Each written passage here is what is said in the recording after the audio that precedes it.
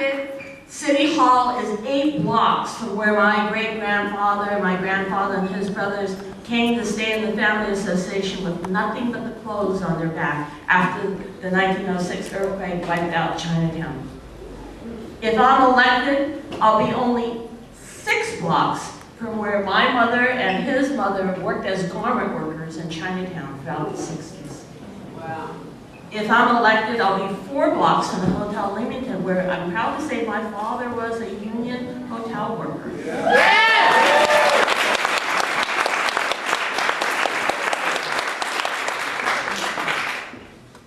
If I'm elected, and this is one we just added recently, I'll be about 7 blocks from what used to be Dawkins, across from the jail, which was apparently the best roast beef in town. Yeah. Great-grandfather sliced roast beef. I grew up in a family where we think roast beef is a Chinese-American dish.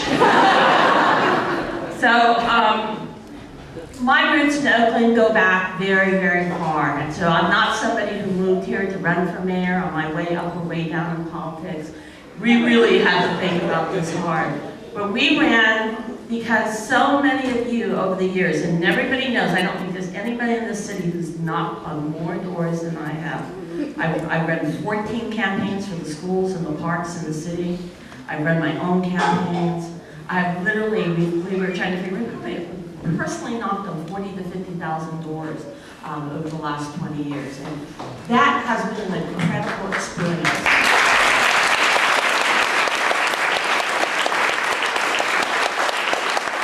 So quickly, I'm just going to, many of you heard this in the house party, but there's 5 reasons that we need a new mayor. And why we need a mayor that is elected out of a grassroots movement. We need a mayor, one, who will be ethical and who will be loyal to this city first. We don't need a mayor who's getting $250,000 a year from the prison guard union, who took $500,000 to kill our foreclosure bills so that thousands of people in this town have lost their homes and thousands more throughout the state of California have lost their homes.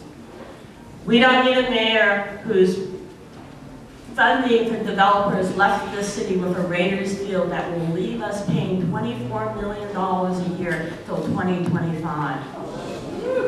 And to give you an idea what that means, the city's share, $12 million is the entire budget of the Park and Rec Department. That is, if it weren't for the Raiders deal, we'd have twice as many people working in our parks and working with our kids. We need a mayor who's going to be education mayor, and I could go on forever, so I'm not. But everybody knows that, I served 12 years on the school board. I headed every major urban association in the state of California and nationally, and I have a real idea of what a city can do for its schools.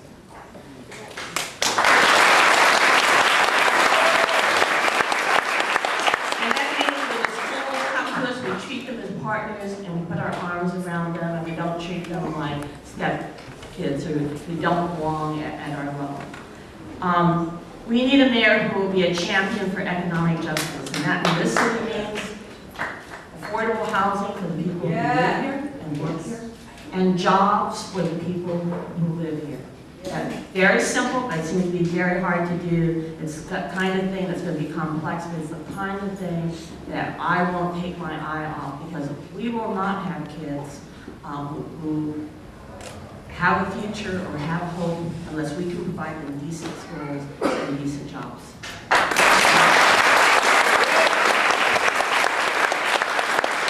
we're fooling ourselves if we think that we're just going to do that with cops.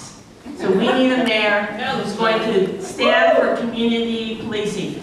Many of you here work on neighborhood safety. Many of you here work with the police. But we need police that get out of their cars and are partners of the community, that respond to our priorities, and quite frankly, who live in this city. Come on! Lastly, we need a mayor who's going to continue to keep this a green city.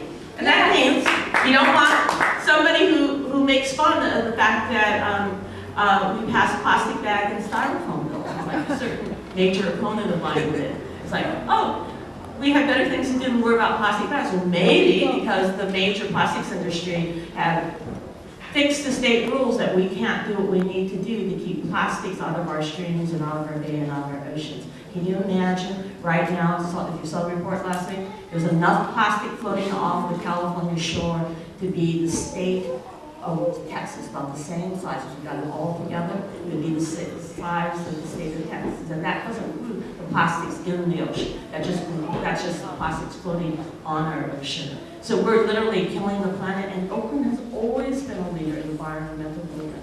The Sierra Club was founded on Telegraph Avenue. We started the Save the Bay movement. I helped write legislation when only 4 cities were banning styrofoam. We're nearing 100 now. We can change the way we treat the planet. We can leave our children a world that's green and safe and healthy. Yeah. And it starts, unfortunately, locally, because the lobbyists have bought off our legislatures and bought off our Congresses. The movement has to start at city levels. That's the one thing I really learned on the city council, that a lot of change starts here. It starts here at the grassroots. Oakland is the model for the country on so many issues. Lastly, I know I'm over my 6 minutes. Sorry, Lenny. People ask me, can I be tough enough to win this race? And I said, I think I can, but I can do it because of you. And when Barack Obama at the Democratic Convention, and many of you helped me become a delegate there, said that this campaign was not about him, it was about you. It's exactly what I think. This is not, I hope, a kickoff for a mayoral campaign. I'm hoping, and this is what Lylon said from the beginning, I'm hoping that's a kickoff for a movement, a grassroots movement.